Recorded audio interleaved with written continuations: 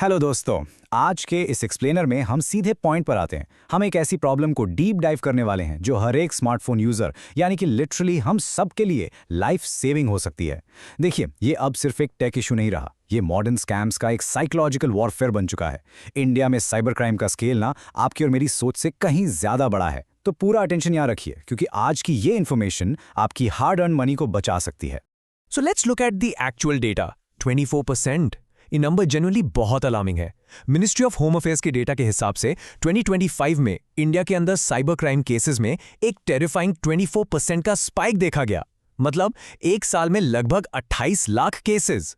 ये अब एक rapidly growing socio economic crisis बन चुका है। और पता है सबसे बुरी बात क्या है? स्कैमर्स अब सिर्फ मेट्रो सिटीज तक लिमिटेड नहीं है। वो टियर 2, टियर 3 सिटीज और उन लोगों को टारगेट कर रहे हैं जो पहली बार डिजिटल बैंकिंग यूज कर रहे हैं। और इसका फाइनेंशियल टोल अगर आप सुनेंगे ना तो कंप्लीटली हैरान रह जाएंगे। 22,495 करोड़ या रफली 22,500 करोड़। ये कोई छोटा मोटा अमाउंट नहीं है। ये वो स्टैगरिंग फिगर है जो एवरीडे सिटीजन्स, मतलब स्टूडेंट्स, रिटायर्ड प्रोफेशनल्स, आप और हम जैसे लोग, उन्होंने सिर्फ एक साल के अंदर लूज किया है। अब नेचुरली दिमाग में क्वेश्चन आता है कि इतना बड़ा अमाउंट आखिर गायब कैसे हो रहा है? हमारी डिजिटल सिक्योरिटी एक्चुअली फेल कहाँ हो रही है? To understand this, let's move to our first section, Anatomy of a Crime inside a digital arrest. क्योंकि आजकल हैकर्स कंप्यूटर्स को नहीं, सीधा ह्यूमन साइकोलॉजी को हैक कर रहे हैं। आपने शायद न्यूज़ में सुना हो, बट एक डिजिटल अरेस्ट असल में कोई रियल लीगल प्रोसीजर होता ही नहीं है। ये प्योरली एक साइबर एक्सटॉर्शन स्कीम है। Fraudsters basically CBI, customs officers या पुलिस बनकर आपको एक वीडियो कॉल करते हैं। एआई जनरेटेड बैकग्राउंड्स और फेक पुलिस यूनिफॉर्म्स यूज करके वो इतना रियलिस्टिक सेटअप बनाते हैं कि आप डर जाएं। वो क्लेम करेंगे कि आपके नाम पर कोई इल्लीगल पार्सल पकड़ा गया है या ड्रग्स इन्वॉल्व हैं, और बस वहीं से शुरू होता है आपको मैनिपुलेट करने का खेल। इस प्योर ट्रैप के 3 फेटल स्टेप्स होते हैं। पहला है इम्पर्सनेशन, जहां वो फेक अथॉरिटी फिगर बनकर आपको डराते हैं। दूसरा और ऑनेस्टली सबसे डेंजरस स्टेप है आइसोलेशन। वो आपको फोर्स करते हैं कि आप किसी भी हाल में कॉल डिस्कनेक्ट ना करें। आप फिजिकली अपने ही घर में होते हैं, पर मेंटली पूरी तरह आइसोलेटेड और हॉस्टेज बन जाते हैं। आप किसी फैमिली मेंबर को हेल्प के लिए बुला भी नहीं पाते। और फाइनली तीसरा स्टेप आता है एक्सटॉर्शन। डर का फायदा उठाकर वो आपको फोर्स करते हैं कि वेरिफिकेशन के लिए अपने सारे फंड्स एक सेफ गवर्नमेंट अकाउंट में ट्रांसफर कर दीजिए। And the moment you do that, your money is gone. Which brings us to section 2, UPI and OTP, the invisible traps. क्योंकि डिजिटल अरेस्ट तो एक्सट्रीम केसेस हो गए, बट हमारी everyday digital life में भी ट्रैप्स छुपे हुए हैं। हमारी यूपीआई की फैमिलियरिटी ही स्कैमर्स का सबसे बड़ा वेपन बन चुकी है। देखिए, सबसे फेटल मिस्टेक यहाँ होती है। एक तरफ है यूपीआई सेंड, जहां हम सबको क्लियरली पता है कि पिन डालने से पैसा हमारे अकाउंट से कटेगा। पर दूसरी तरफ है यूपीआई कलेक्ट। स्कैमर आपको बड़े प्यार से बोलेगा कि सर, मैं आपको रिफंड भेज रहा हूं, बस पिन डालकर रिसीव कर लीजिए। गाइज, ये गोल्डन रूल हमेशा याद रखिए। पैसे रिसीव करने के लिए कभी भी किसी भी ऐप पर पिन नहीं डालना पड़ता। अगर आप पिन डाल रहे हैं तो पैसा 100% आपके अकाउंट से आउट ही जाएगा। यूपीआई फ्रॉड्स मेनली इन 3 तरीकों से ऑपरेट करते हैं। पहला, क्यूआर कोड स्वैप, जहां स्कैमर्स लोकल शॉप्स पर अपना fake QR code original code के ठीक ऊपर पेस्ट कर देते हैं। दूसरा, और ये सबसे डेंजरस है, screen share apps like AnyDesk या TeamViewer. Fake customer support agent बनकर वो आपसे ये इंस्टॉल करवाते हैं। एक बार इंस्टॉल हो गया तो वो प्रैक्टिकली आपकी स्क्रीन देख सकते हैं, ओटीपीज पढ़ सकते हैं और आपका अकाउंट ड्रेन कर सकते हैं। और तीसरा ट्रैप है फेक कस्टमर केयर। गूगल पर जब आप किसी बैंक या एयरलाइन का हेल्पलाइन ढूंढते हैं तो टॉप पर दिखने वाले नंबर्स एक्चुअली स्कैमर्स के एसईओ ऑप्टिमाइज्ड ट्रैप्स हो सकते हैं। लेकिन जब हम इन सारे फाइनेंशियल लॉसेस का एक्चुअल डेटा एनालाइज करते हैं तो एक बहुत ही सरप्राइजिंग फैक्ट निकल कर आता है। डिजिटल अरेस्ट भले ही कितने टेरिफाइंग क्यों ना लगते हो, वो टोटल फाइनेंशियल लॉस का सिर्फ 9% है। जो सबसे बड़ा खतरा है, जो आधी से ज्यादा वेल्थ वाइप आउट कर रहा है, वो है investment scams at a massive 76%। Easy money, unreasonably high returns और fake stock market trading apps का जो लालच है ना, वो सबसे ज्यादा डैमेज कर रहा है।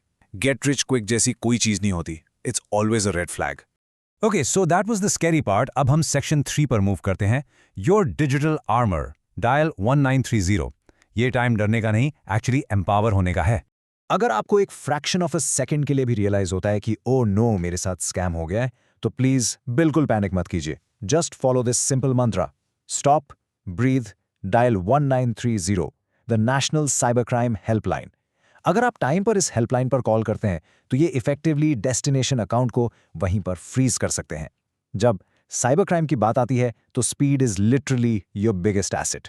इन केस आप या आपका कोई जान पहचान वाला स्कैम का शिकार हो जाए तो ये exact action protocol immediately follow करना है। Step 1, call 1930 without wasting a single minute ताकि वो पैसा आगे लॉन्डर होने से बच सके। स्टेप 2, cybercrime.gov.in पर लॉगिन करके अपनी एक ऑफिशियल कंप्लेंट रजिस्टर कीजिए। स्टेप 3, अपने सारे एविडेंसेस रेडी रखिए जैसे UTR नंबर्स, UPI IDs और चैट के स्क्रीनशॉट्स। और स्टेप 4, अपने बैंक को इमीडिएटली एक रिटन कंप्लेंट फाइल करें। Don't even wait for the next day. ये रिपोर्टिंग टाइमलाइन आपकी सबसे बड़ी लीगल शील्ड है और ये जानना आपके लिए एब्सोल्युटली क्रूशियल है। RBI गाइडलाइंस क्लियरली कहती हैं कि अगर आप इनिशियल 3 दिन के अंदर फ्रॉड रिपोर्ट कर देते हैं तो आपकी लायबिलिटी वर्चुअली जीरो होती है, meaning you are eligible for a full refund. ये एक गोल्डन विंडो है दोस्तों। अगर 3 से 7 दिन के बीच में रिपोर्ट करते हैं तो लिमिटेड लायबिलिटी होती है जहां पार्शियल रिफंड मिल सकता है, लेकिन अगर 7 दिन क्रॉस हो गए तो फुल लायबिलिटी आपकी होगी और रिफंड मिलना ऑलमोस्ट इम्पॉसिबल बन जाता है। So again, speed is everything. Moving on to our final section. Section 4, Legal Rights, the Power of Zero FIR. हम में से कई लोग ना पुलिस स्टेशन जाने से या इन लीगल कॉम्प्लिकेशंस से डरते हैं, बट लॉज अब आपको सीरियसली प्रोटेक्ट करने के लिए चेंज हो चुके हैं। आपने शायद जीरो FIR का नाम सुना हो। नए लॉज बेसिकली BNSS 2023 के अंदर जीरो FIR का सिंपल मतलब ये है कि आप किसी भी पुलिस स्टेशन में जाकर साइबर क्राइम रिपोर्ट कर सकते हैं। उससे कोई फर्क नहीं पड़ता कि फ्रॉड किस स्टेट के बैंक अकाउंट से इनिशिएट हुआ। आप अपने नियरेस्ट पुलिस स्टेशन में जाइए एंड बाय लॉ उन्हें इमीडिएट एक्शन लेना ही होगा। सो जुरिस्डिक्शनल हर्डल्स अब लीगली खत्म हो चुके हैं। पर एक बात का ध्यान रखिए, सिर्फ वर्बल कंप्लेन करके आना काफी नहीं होता। एक कैजुअल कंप्लेन और एक प्रॉपर FIR में जमीन आसमान का फर्क होता है। नए BNSS सेक्शन 173 के अंडर FIR ही वो लीगली बाइंडिंग डॉक्यूमेंट है जो एक आपकी सिंपल रिपोर्ट को एक फॉर्मल इन्वेस्टिगेशन में कन्वर्ट करता है। उसके बिना लॉ एनफोर्समेंट इफेक्टिवली कोई लीगल स्टेप्स नहीं ले सकती।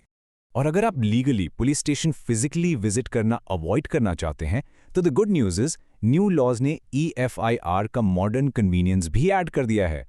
आप अपने रिस्पेक्टिव स्टेट के ऑफिशियल पुलिस पोर्टल पर जाइए, वहां डिटेल्स और एविडेंसेस सबमिट कीजिए और उसको इलेक्ट्रॉनिकली 3 डेज के अंदर साइन कर दीजिए। That's it. आपकी लिविंग रूम से आपकी complaint directly right investigation officer के सिस्टम में फॉरवर्ड हो जाएगी। सो इस पूरी इन्फॉर्मेशन को हम एक सिंपल डेली डिफेंस चेकलिस्ट में समराइज कर देते हैं। ये रूल्स आपको कंप्लीटली बाय हार्ट याद होने चाहिए। नंबर 1, कभी भी चाहे कोई कितना भी प्रेस करे, पैसा रिसीव करने के लिए UPI पिन एंटर मत कीजिए। नंबर 2, कस्टमर सपोर्ट के नाम पर एनीडेस्क जैसी स्क्रीन शेयरिंग ऐप्स बिल्कुल इंस्टॉल नहीं करनी है। नंबर 3, जब भी दुकान पर QR कोड स्कैन करें, ब्लाइंडली पे मत करें, पे का नाम स्क्रीन पर वेरीफाई करें। और नंबर 4, याद रखिए, कोई भी असली पुलिस ऑफिसर या गवर्नमेंट एजेंसी आपको WhatsApp या Skype वीडियो कॉल पर अरेस्ट नहीं करेगी। दोस्तों, हम आज के इस एक्सप्लेनर के एंड पर आ गए हैं, लेकिन जाने से पहले इस एक थॉट को जरूर प्रोसेस कीजिए। आज की इस दुनिया में जहां हाइपर रियलिस्टिक डीप फेक्स हैं, cross border ghost sims operate कर रहे हैं और साइकोलॉजिकल डिजिटल अरेस्ट हो रहे हैं, are you ready to be your own first line of defence? देखिए, अथॉरिटीज अपना काम जरूर कर रही हैं, पर at the end of the day आपकी अवेयरनेस ही आपका अल्टीमेट और सबसे स्ट्रॉन्ग फायरवॉल है। इस इंफॉर्मेशन को प्लीज सिर्फ अपने तक लिमिटेड मत रखिए। अपने पेरेंट्स, फ्रेंड्स और कलीग्स के साथ इस एक्सप्लेनर को शेयर करें। Stay safe, stay completely alert और अपने डिजिटल राइट्स को हमेशा याद रखिए।